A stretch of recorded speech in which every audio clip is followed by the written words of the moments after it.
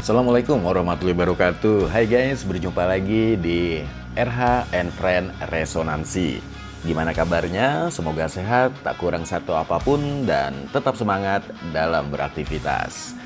Guys, pastinya sudah pada tahu kan kalau dalam sekitar 2 atau 3 minggu ini ada 2 kasus yang melejit alias viral. Apakah itu? Kamu betul banget. Yep, putusan sidang tipikor atas kasus korupsi timah yang menyeret suami artis Sandra Dewi, Harvey Muiz, di akhir bulan Desember lalu. Nah, satunya lagi, betul guys, yaitu mengenai tagar goib di daerah Tangerang.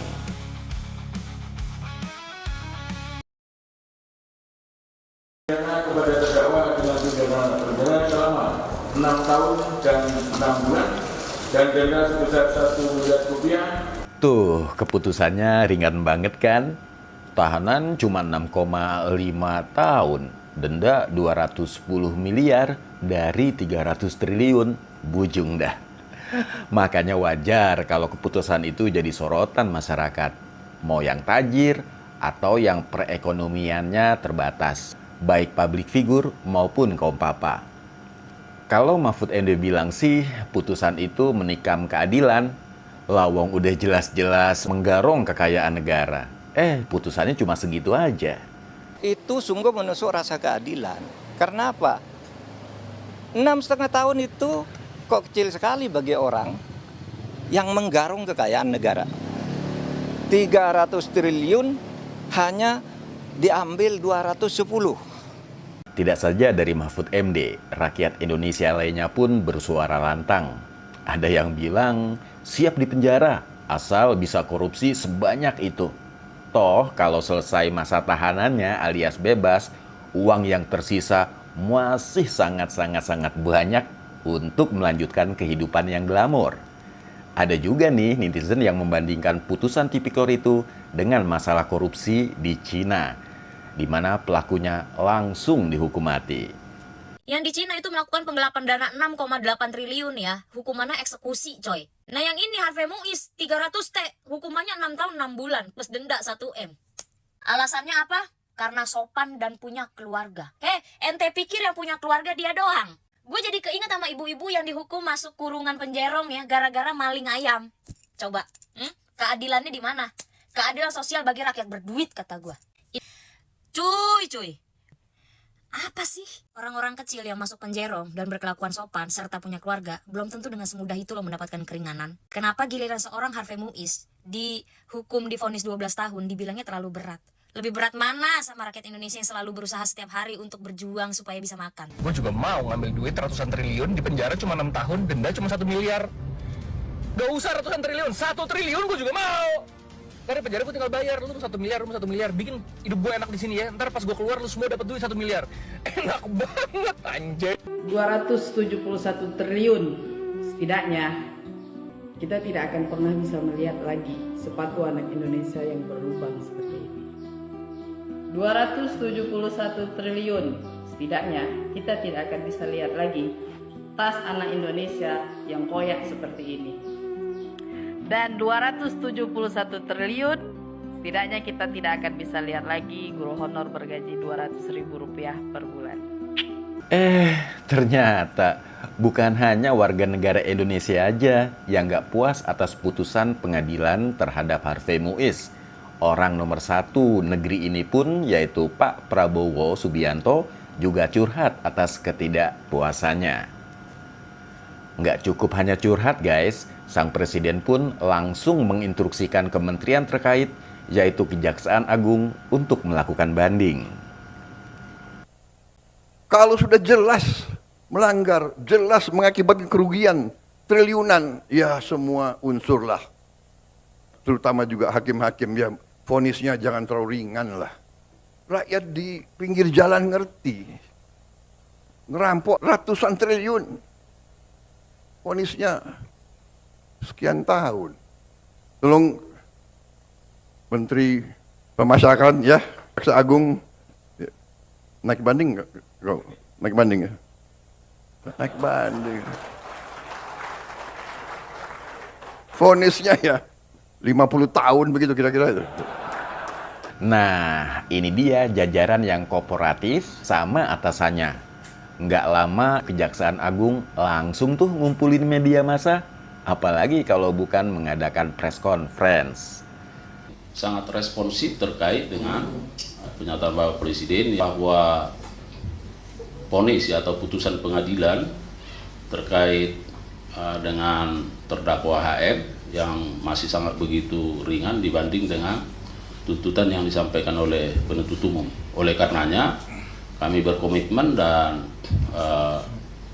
sesungguhnya kami sudah melakukan upaya hukum, ya, melakukan banding dan sudah didaftarkan di pengadilan, dan saat ini jaksa penuntut umum sedang fokus dalam rangka menyusun butir-butir atau poin-poin dalil-dalil yang terkait dengan memori banding.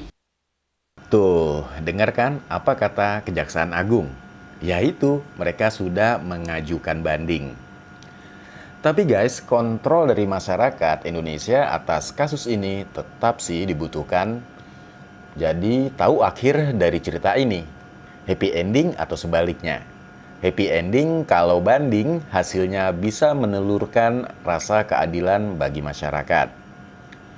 Tapi kalau endingnya Harvey Mois hanya dihukum 12 tahun penjara sesuai tuntutan jaksa penuntut umum dalam persidangan tipikor, menurut kalian sudah adil apa belum?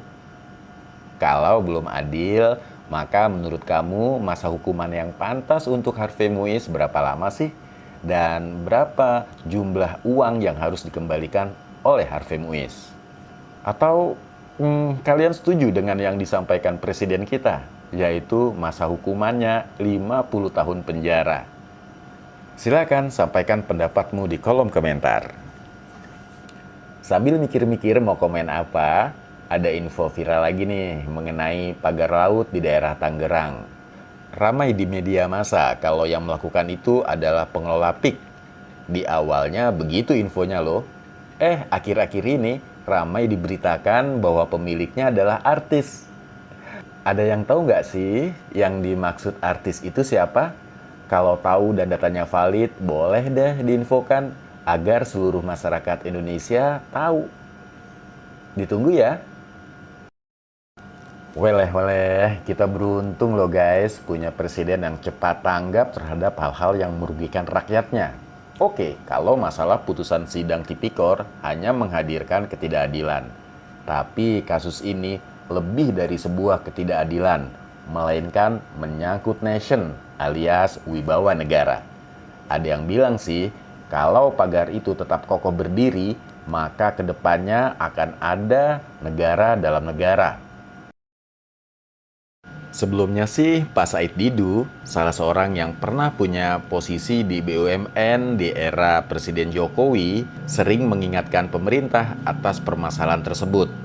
Namun nggak digubris sama pemerintah yang dikomandani oleh Pak Jokowi. Sekalipun Pak Said Didu bukan berasal dari daerah Banten atau ya tetangganya alias Jakarta, tapi Pak Said tetap lantang menyuarakan kebenaran. Dulu emang dicuekin sama mantan atasannya. Nah, semoga dengan terungkapnya kasus ini, perjuangan Pak Said Didu membuahkan hasil ya guys. Jadi bagi pihak-pihak menyatakan tidak terjadi negara dalam negara, saya katakan mulai dari Kosambi sampai Tanah Arah sana, sampai sana, itu sudah tidak ada negara. Bapak bisa bayangkan angkatan laut nggak berani menyatakan siapa yang memagar itu. Dan mereka sudah menemukan bahwa itu ada pagar. Ini faktanya di belakang ini di pagar, dan nelayan tidak bisa masuk lagi karena sudah dipagar. Sampai sekarang tidak ada yang berani. Jadi mohon maaf yang membantah, ini mereka belum bangun, mereka belum bebaskan, mereka belum menguasai, tapi sudah terjadi negara dalam negara. Apalagi sudah menguasai. Jadi bagi yang masih membela bahwa tidak ada negara dalam negara, PIK 1 sudah terbukti. Dulu mengibarkan bendera saja merah putih di jembatannya tidak boleh. Wartawan mau datang masuk ke pantai diusir. Sekarang mereka belum dapat hak apa-apa, laut sudah dipagar, dan seluruh lembaga tidak ada yang berani satupun menyatakan siapa yang memagar. Ada apa? Artinya, apakah kita masih merdeka? Oke? Kepada aparat, baik TNI, Polri, lihatlah negaramu sudah dijajah. Terima kasih. Assalamualaikum warahmatullahi wabarakatuh. Oh ya, tadi saya sempat bilang kalau Pak Presiden kita, yaitu Pak Prabowo, untuknya cepat tanggap atas masalah ini. Sebagai warga negara, para netizen angkat jempol nggak sih atas gerak cepat Pak Presiden dalam menyikapi dua kasus tersebut? Lah, malah nanya kasusnya itu apa? Itu loh kasus putusan sidang tipikor terhadap Harvey Muiz dan masalah pagar laut. Nah, udah tahu kan? Ayo, mana jempolnya? Tapi ngomong-ngomong, para netizen yakin nggak sih kalau dua kasus itu akan benar-benar ditanggapi serius oleh pemerintah serta bisa menghadirkan rasa keadilan bagi masyarakat Indonesia? Mainkan jari manismu untuk berkomentar ya, dan juga like dan subscribe and share. Tetap dukung channel ini ya guys, agar terus berkembang. Wassalam.